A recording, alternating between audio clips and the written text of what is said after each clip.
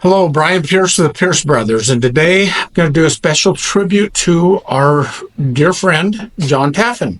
And I say our because he's got thousands and thousands and thousands of very good friends, many of whom he's never met, but he's been a long time. He loves his readership. But as you know by now, he passed away March 10th of this year, of 2025. His birthday is May 2nd of 2025, which will put him at 86 years old, or would have put him at 86 years old. And that is the day of his services as well, and the day that this video should be released.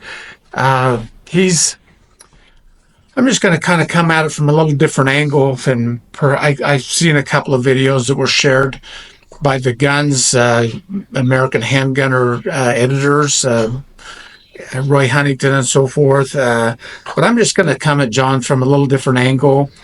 Kind of some personal memories, some insight into who he was and how John was in real life might help you a little bit. So John he was originally born and raised in Ohio, and he came to Idaho because of none other than Elmer Keith. Elmer Keith was a huge influence in John's life. He came to Boise. He got a job as a school teacher in one of the middle schools in Boise, and he was a great math teacher. I've actually known a number of his students, and they loved him. You'll find it interesting. He always carried a Smith & Wesson J-frame in his boot at school, and he didn't tell anybody. It was just there. He said, "I've got to protect my students," and that's who John was. And our friendship went back almost 45 years. But I'm going to kind of start off a little bit. About 1982, he and I both began corresponding, and I say correspond because it's a little bit hard for the new generation to realize. But in those days, if you called somebody that lived out of the immediate region that you lived, it was long distance, and that cost a lot more money. You would actually be on your phone bill that you were charged for making long distance calls. So they wrote letters in those days and mailed them.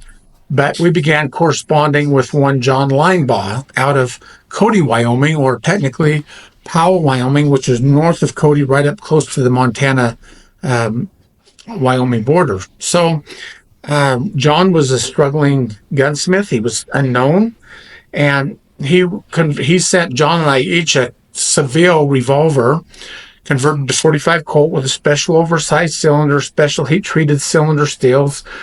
John Linebaugh had been consulting with Dick Casul some on metallurgies and so forth, but he put together a pretty powerful gun, or a gun that had the potential to have a lot of power. He sent it John and I. This was before people were really standing on Ruger Blackhawks with pressures and so forth, but he designed his guns to actually take more pressures than the Ruger Blackhawks. And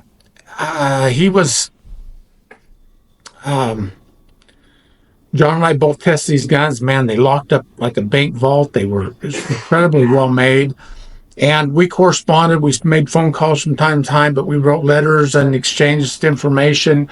And in July of 1985, John and I, now we're going to kick out of this. We loaded up his Ford Bronco. He had a red Ford Bronco, I don't remember, early 80s, but we loaded that thing up with a few hundred pounds, not rounds, but a few hundred pounds of ammo.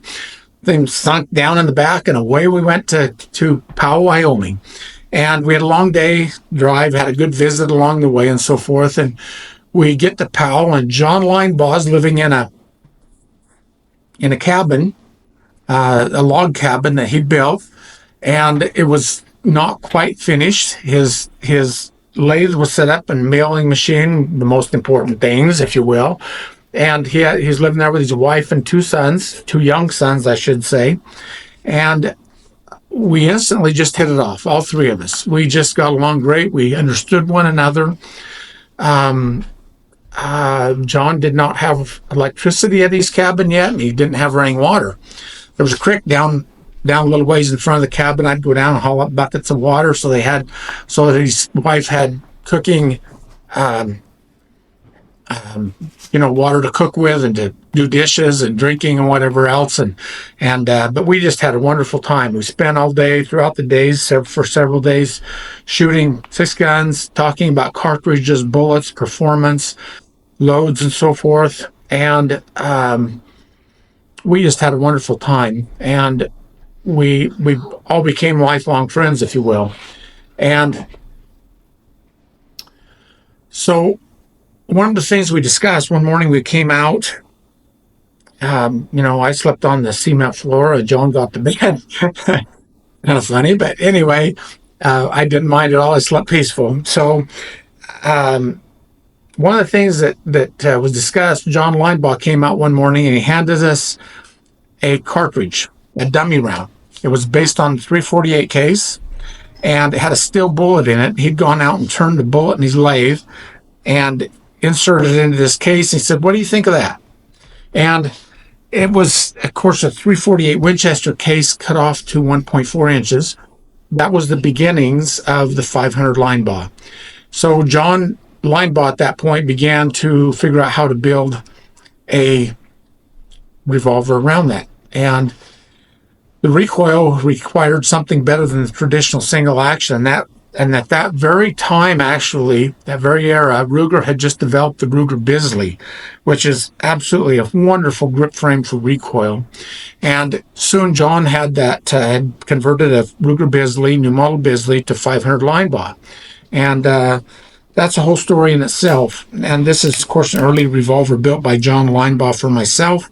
John Taffen, if I remember correctly, he had a 41 mag Bisley converted to 500, but that's a story in itself. But one of the things we discussed was that the gun should be of portable, packable size. Monstrous suitcase guns are kind of useless in the field, at least handguns. And so as we talked about this on that trip going and coming and so on, and of course with John Linebaugh's input, that's when John Taffen began discussing the perfect packing pistol.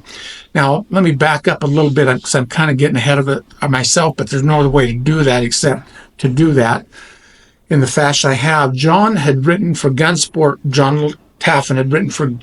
magazine, I think in as early as 1967. He wrote a few articles, but a year or two later, they went out of business. And meanwhile, in the early 80s, he began writing for J.D. Jones magazine, Handgun Hunters International, or newsletter rather.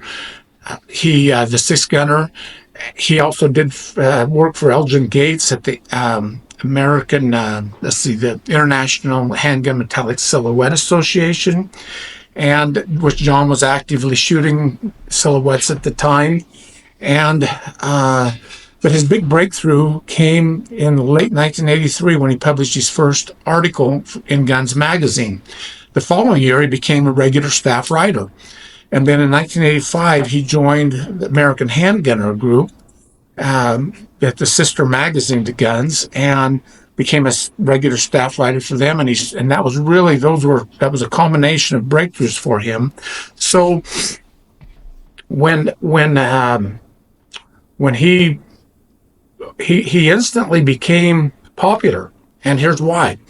That was an era when gun writers were getting away from hand loading as part of articles and so forth. And in fact, there was writers out there at that time that would simply take gleaned information. I know this firsthand. They would take gleaned information from past writers or from catalogs and other things, and they would throw in some words and talk about it and use the press release photos of the gun, and they would talk about it like they shot that gun, everything else.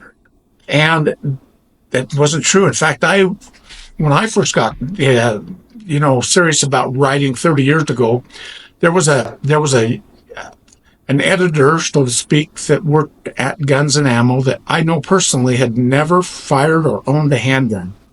And he wrote an article about the top something handguns. And I'm leaving that out on purpose because that's easy to research and find out who I'm talking about. And I don't want to take anybody to task. And I read that and I thought, all he did was he just pulled information from Ruger and Taurus and Smith and Wesson and information about their guns and put it in this article. And it wasn't even real. It was just a compilation of other information. Now that's what distinguished John and any other really good writer out there from people that were just trying to fill pages in magazines, is that John went out and shot and tested and shot and tested. John one time was talking, he said, Brian, you and I both have done more testing of ammunition, of hand loads, than any of the past masters. And I looked at him, well, maybe, John. He said, no, really. He said, think about it. And I can tell you, John's one of the few guys that I've ever known that fired 800 rounds of 454 Casull in one day. Let me repeat that. 800 rounds of 454 Casull in one day. I was doing really good to shoot 150 or 200 rounds in a day. It's like, I'm done. Flinch, pain in the palm, everything. But I'm telling you that story for a couple of reasons. One, John really did it. Two, ultimately, those super heavy recoiling guns took a toll on his wrist, and he had a lot of problems with his wrist bones in later years, and had to lighten up what he would shoot. So, if you shoot the big bores, nothing wrong with that. Just don't do 800 rounds in a day. But again, that's what distinguished John. He was a shooter. He tested a lot of stuff that he never published because it didn't make the grade.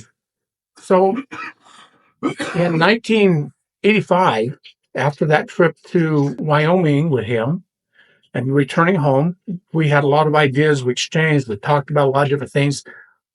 It kind of inspired John to take and run with a new idea, or an idea that Skeeter Skelton had actually started.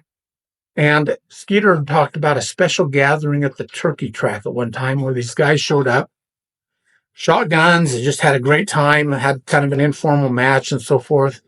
And so John sent out a letter to a select group of friends and shooters that he knew that would find that same scenario interesting. So the question basically was, if you had to go to a gathering, you don't know what events are going to be there, what targets, what shooting challenges are going to take place. If you had to do that, what two handguns would you bring?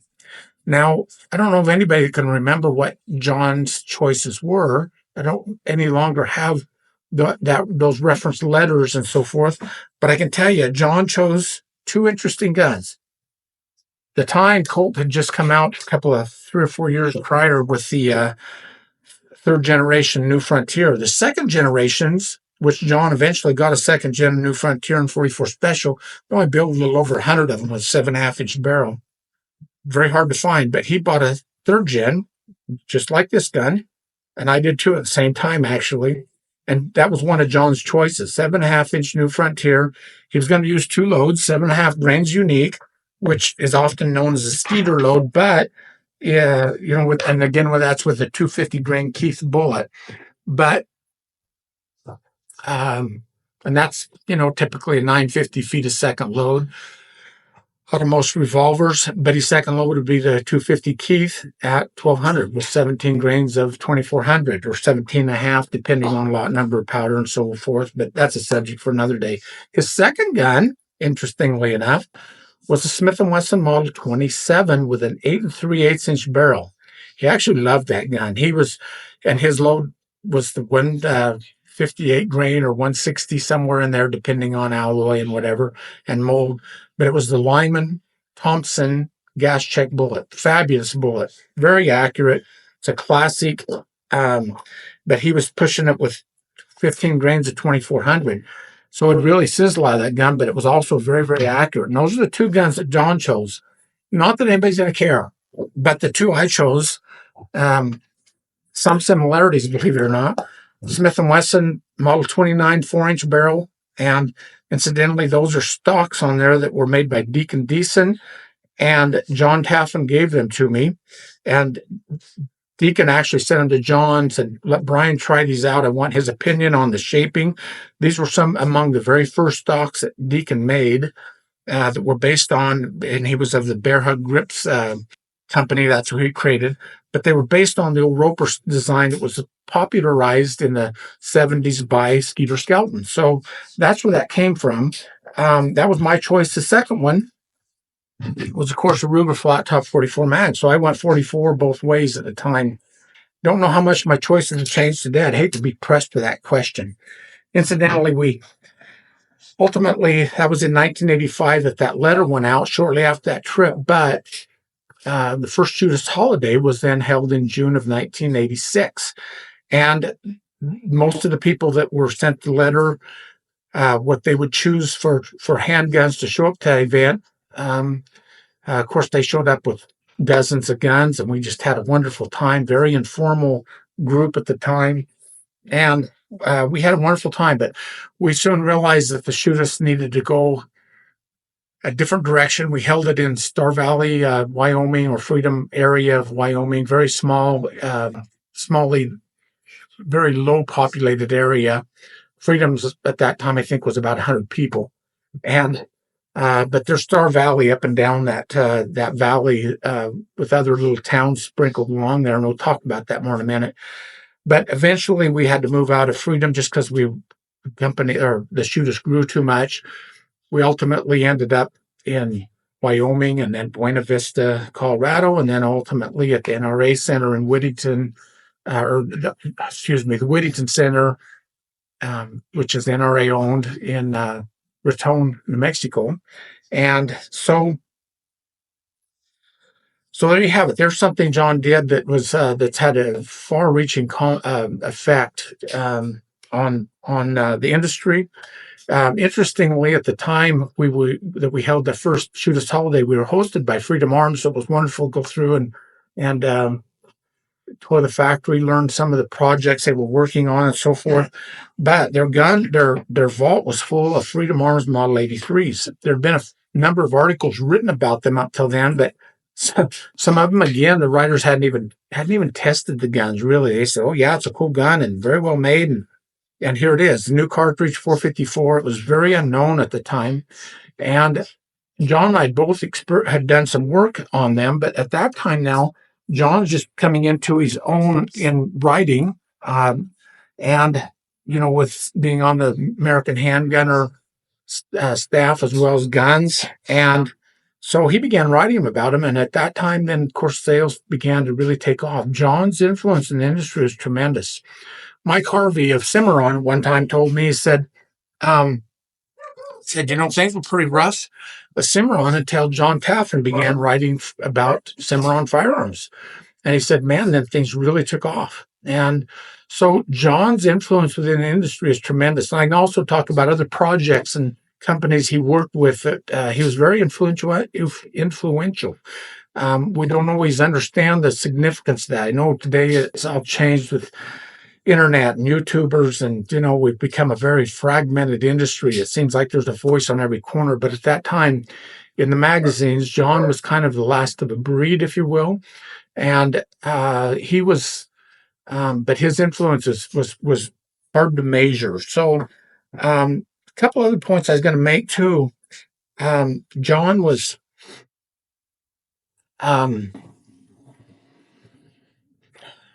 he wrote literally thousands and thousands of articles. I kind of pressured him a year or two before he passed about, John, do you have any idea how many columns and articles you've written? He said, I don't. I really don't. And so, but I can tell you, he wrote 10 books. So his first one is still considered a classic today. It's called Big Bore Six Guns, and covered double and single action revolvers. A lot of people still claim that's their favorite book, but he authored 10 books, most of them based on revolvers, but he also did, cowboy action and so forth, related ones. May mention just briefly too that currently Wolf Publishing, most of these books are out of print now, but currently Wolf Publishing is doing, out of Prescott, Arizona, by the way, is Double Action Six Guns, or the book of John Taffin's book of Double Action Six Guns. Mm-hmm. Also, John Taffin's book of the 45 caliber, great book. as well. And of course, John Taffin's book of the 44 caliber. Here's another one coming that's updating his book. I don't remember what year it was published, but it was on single action six guns. So those are worth checking out if you're trying to find copies of things that are out of print or that, are great books. I actually felt John's frustration because some of those were written quite a few years ago, and he couldn't get Krause or other companies he'd worked with in the past to publish them. And so I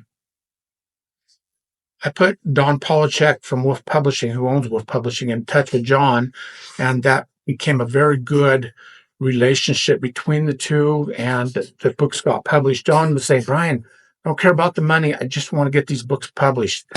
And I understand that, because it's like he put all this work into it, and yet there was no place to go with this information. So I'm really happy that Wolf was able to do that. They're great quality books, by the way, with full color throughout in photos, just literally hundreds and hundreds of photos, worth reading. So a couple other things I'm going to mention. I made a couple of notes just so I wouldn't leave anything out. I haven't referred to them much, but let's see. Of course, John became, with his credibility and so forth, he ultimately was the chairman of the Outstanding American Handgunners Award Foundation. Elmer Keith was the very first recipient of that.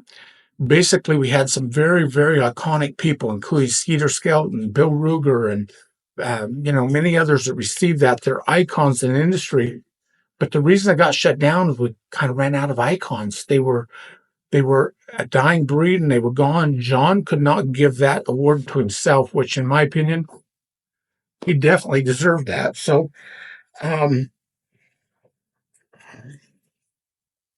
let's see. Bear with me just a moment here.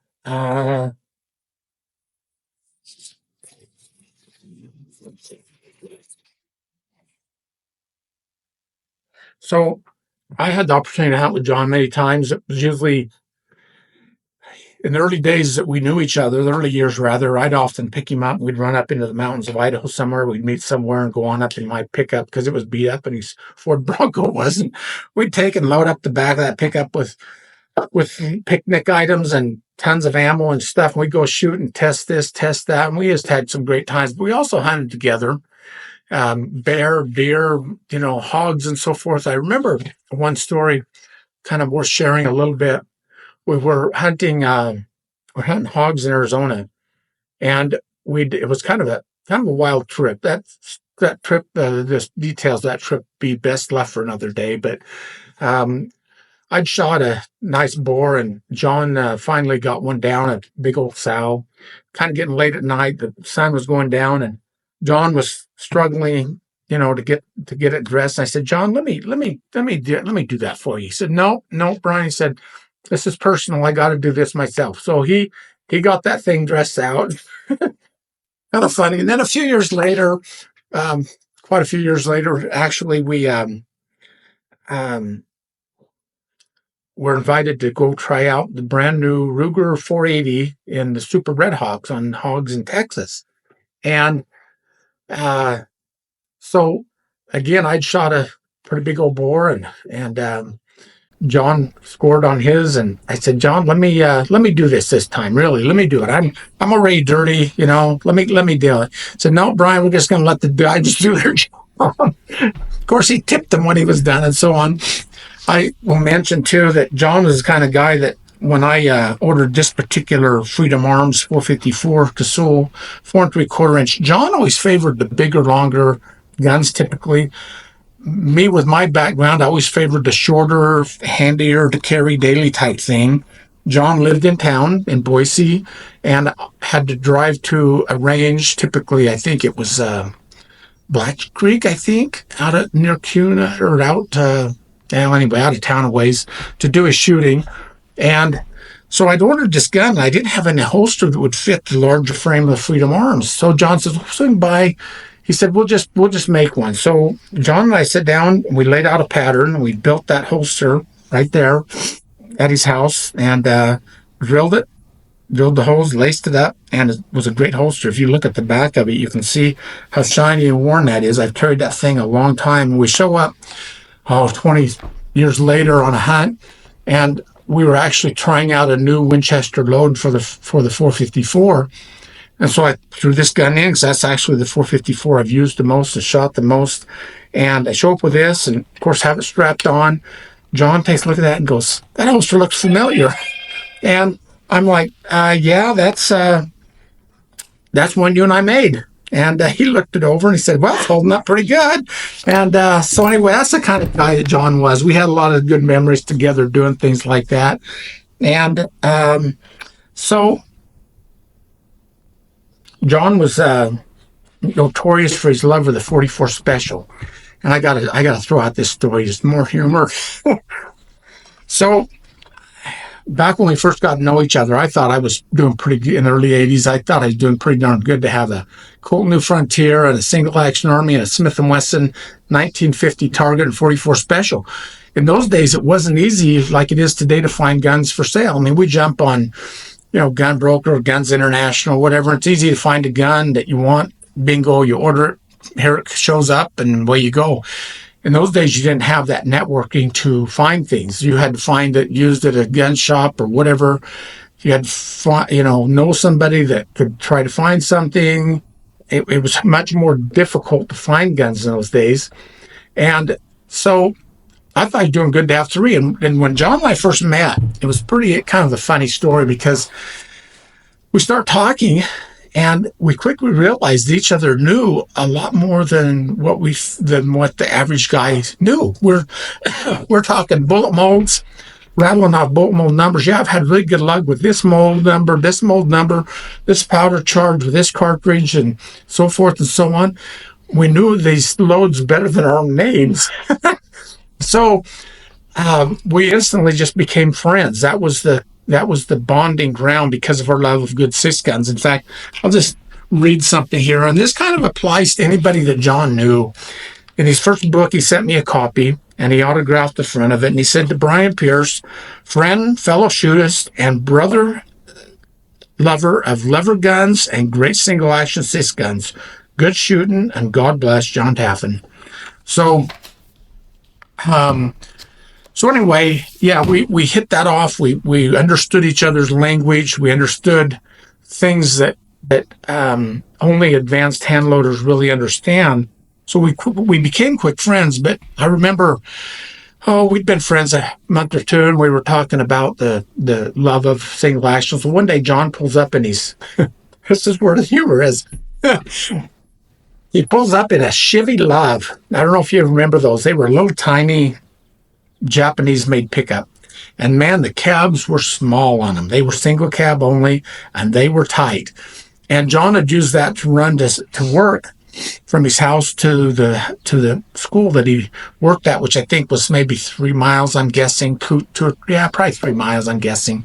And I see him pull up in that, and I'm like, how in the world does he fit in that little pickup? Anyway, he pulls out a couple of hard rifle cases, and he comes up. We lay him out, and he opens it up, and he's got 13 44 Special revolvers in there. And they were, Smith & Wesson 1950 Targets, second-generation Colt single actions, just that New Frontier, this Great Westerns, great accumulation of single-action six guns. I'm like, John, So that was kind of one of those moments that you just don't forget in life. And we've become fast friends. But in our travels and getting to know each other, we also expressed our appreciation for God and things spiritual. And I'll get to more on that in just a minute. But one thing that when I began writing early on, I didn't even have a camera. And I was kind of on the outer edges of being a hermit or whatever you want to call it. And so John actually took the first photos for my first 3 articles, for what that's worth. And I was working for a competing magazine at the time, or at least freelancing for them. And they, of course, quizzed quickly. That was Guns and Ammo and that group of magazines, Peterson's Hunting and so on. I quickly bought a camera, and they within a few months they put me onto a full on contract for all their magazines. But John and I often loaned guns back and forth to each other, and that's kind of what gun writers do. I know that loaning guns to some people are like, I wouldn't loan my gun to anybody. Well, gun writers that trust each other, we do. It's just what you do. You loan guns to them because you're always trying to get this gun, that gun. Getting guns from companies can be hard or time consuming or whatever it is. So I'd loaned John, I had a triple lock, Smith & Wesson triple lock target, or New Century revolver, if you will. First model hand ejector, which is hard to find in the Target. I still remember the serial number. It was 7070, so 7070. I loaned this to John actually 2 or 3 times, and he'd use it for different articles or testing or shooting, whatever he's doing. Then one time I decided I built this house. It took me a long time to build the house, a lot of work and so on, and it kind of, economic times, this, that, I finally thought, it's time I pay that house off. So that's one gun that had to go down the road, and I let John know I was going to sell it, and he and I struck a deal. And the bad part was he never would sell it back to me, but that's still in his collection. So if somebody wants to grab a triple lock target when that collection becomes available, that's something to keep in the back of your mind. Another thing that John was big on was custom Rugers, customizing single actions, stuff that was out of the ordinary, that was somehow very cool. Skeeter Skelton, of course, was famous for his converting an old model Ruger Blackhawk 357, which is a slightly larger frame, cylinder frame than the Colt single action, but the concept is it's a smaller, lighter frame than the Blackhawk 44 Magnum and so on. But he converted one to 44 Special. And it was very, very, I mean, he didn't do it himself. He had it done and then wrote about it. Very influential gun, but John kept that alive through some of his conversions and so on. Here's one that I did that was a flat top frame and flat top 357 frame. Great gun, very lightweight, very, very handsome, by the way. That was done many, many years ago. Actually, Ben Forkin did the work on that. I said I did, but not technically. I had Ben Forkin do the work on that. Something else I wanted to touch on too is, if John said he did something, he did it. He was a very high character. So I mentioned earlier that John did not write about a lot of guns because they didn't make the grade, and he wasn't going to write about a gun that wasn't worthy in accuracy or reliability, whatever it was. But I remember one of the early custom guns he did. He took a Colt New Frontier 357 and had John Linebaugh chamber it with tight chambers in 45 Colt. And I mean tight as in the actual chamber itself, but also the throat size, instead of using the rather generous large throats that Colt had been using since around 1908 or so. He went ahead and had it cut with a tighter 452 throat. And now here's the deal. The second gen New Frontiers were in 45 Colt with 4 3/4 inch barrel, were just impossible to come by. I think, may double check my comment on this, but I think there's only 81 of them made. And so to just go out and buy one, virtually impossible. So, but he did come up with a barrel, and he had John Linebaugh cut the 357 cylinder with tight chambers, rebarreled it, and then John put stag stocks on. I think he did a second one since that time, but he and I went out when he first got that gun. We took quite a few loads out, and I'll never forget, it wasn't shooting that good, 25 yards, groups like this, but with some experimenting, ultimately it became a ragged old shooting gun. And again, that's load development, using the right loads for a given gun. Riflemen do it all the time. They talk about, I tried this load and I seated the bullet accordingly, and this is what, and I got my rifle to shoot this way. It's no different with handguns. And again, that's one of the things that made John unique in a world of gun writers that very few of them hand load anymore. And that appeals to real shooters, because they they want to hand load. They want to tailor loads to their gun. They want to know what bullets and powders and velocities and so forth work in their gun. And John did that. So, okay, let me glance at my notes briefly. So I have kind of an unusual insight onto John on a different note. So got a call from John one day, and this wasn't that many years ago, and he said, Brian, he said, there's a lot of stuff I can't shoot anymore, I can't use anymore, I'm out of space to boot. He said, I want you to bring a trailer, meaning a horse trailer, stock trailer. Bring your boys, because there's a lot of stuff here, and I'm going to load you up with all this stuff. And he said, besides that, he says, there's loads in there that no one else will know what they're supposed to go in. And he says, I don't know anybody else I can give this stuff to that they won't get hurt. And so we loaded up one day. I went down and loaded up that trailer, and those 14-ply tires on that trailer were squatting, and we loaded a lot of stuff. But going through that stuff, as I sifted through it and so on, I realized, there's not many people in this world that have experimented to the level that he did with different cartridges, bullet combinations, and so forth and so on, because it was all really revealing. And then there was a second trailer, and then a third trailer load. So he was just time to clean out, and that's what he did. But it was really revealing from my standpoint to see that, because I had known him. I'd known if he said he did it, I knew he did it. But again, it was really revealing. And then you're talking somebody that's done a ton of experimenting, lab work, load development for ammunition companies as well. So it wasn't an untrained eye that was looking at that. And I saw what John did, and it was really remarkable. So, let me think. What else I want to mention about him?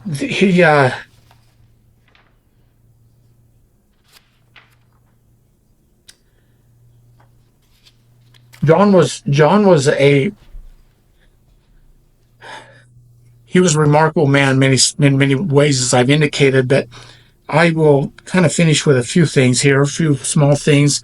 I remember first shooters holiday. We're kind of winding it down. It was the last night. We'd been shooting for a week basically, and getting campfire evenings, getting to know one another better, and so on. And the last night we'd gone down to a small restaurant in Star Valley, Wyoming, and eating. And so here we are in Star Valley, Wyoming. John's given some personal insight into his beliefs and so forth, and given direction where he'd like to see the shooters go. And he made the comment. He said, in the Bible, many times God used men to fill the gap. And that's kind of what John was. He filled the gap. He was always fair to people. He was kind, non-judgmental. I remember he had friends from many different walks of life. He had friends that were cowboys that lived in the middle of nowhere. He had friends that were bikers, completely different cultures. Didn't matter. John didn't judge anyone. He said he did when he was younger. But as he got older, he realized how important it was to never judge anybody. And I say the same thing, that I've learned to never judge. In fact, we're not supposed to judge for good or bad. That's God's job. But I'm going to stick my neck out slightly and just say, John was a really good guy. He was honest. He was fair. He had high integrity, high moral fiber. Just a really good guy. He has a wonderful family that adore him dearly. He's been a huge influence in the industry. So last year I was approached by Jason Klossner at Lipsy's, and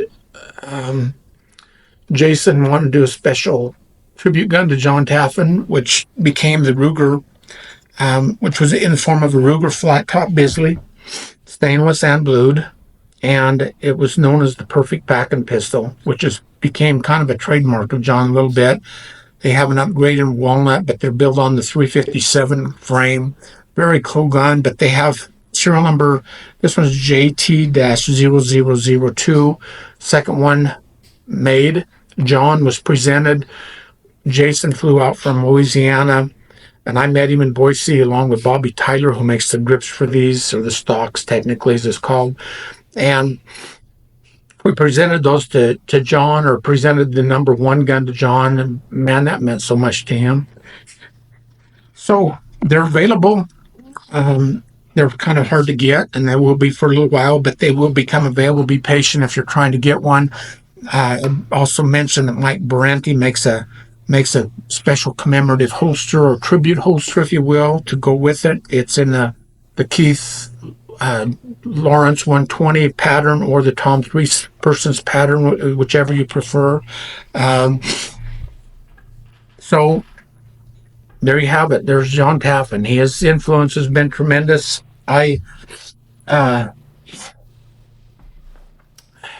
When his health began to decline, I actually, right before then, I kind of had a premonition. And I don't get to Boise much. It's a pretty long drive for me, and the traffic these days has gotten terrible, so I don't leave home much. I mean, not to go to Boise anyway.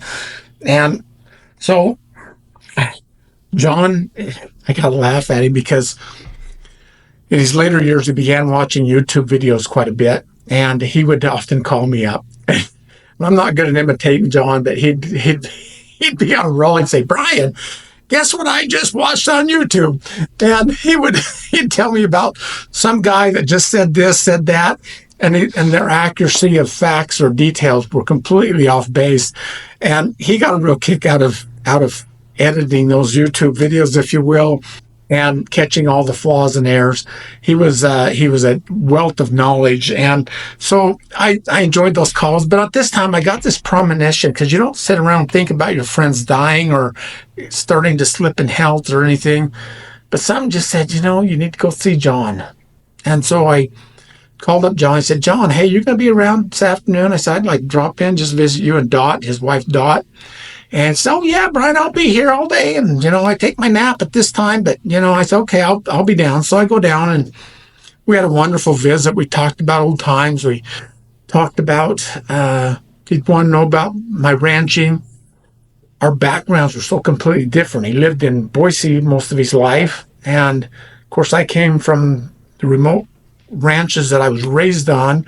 And he had a lot of really interesting questions about running cattle and horses, so forth, feeding, how you make the money, and this and that. We just had a wonderful visit. We talked about a lot of things that we'd each done, kind of old days, if you will.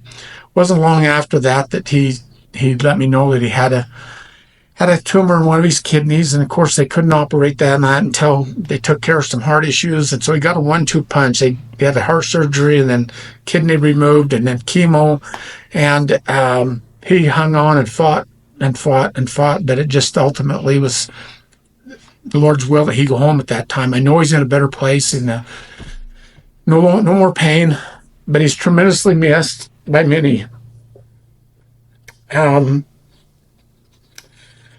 So there you have it. John Taffen, one of the classics, one of the icons in the gun industry that I remember his last words when we were talking about, I was supposed to do a book that's forthcoming with him, and there were some complications on that. He was updating his book on single action six guns, and anyway, that fell through, but the book is still forthcoming. It's going to be a great book, by the way. But he said, "Brian, this will be my legacy."